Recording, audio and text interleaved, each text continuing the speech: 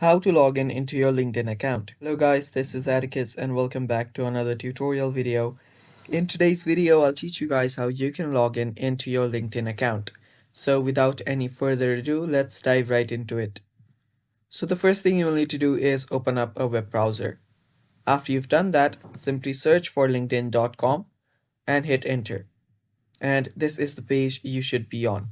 After you're on here, what you'll see is two options. On the top right corner, you'll see a join now option and a sign in option. If you do not have an account, tap on join now, and if you do have an account, tap on sign in. Now, right here is also the same thing. If you're new to LinkedIn, tap on join now, and if you already have an account, tap on either one of these. You can continue with Google or you can sign in with your email. So for this video, I'll tap on sign in with email, head over here and type in your password and you're basically good to go. Type in your email and then type in your password and you're good to go. And that is basically how you can log in into your LinkedIn account.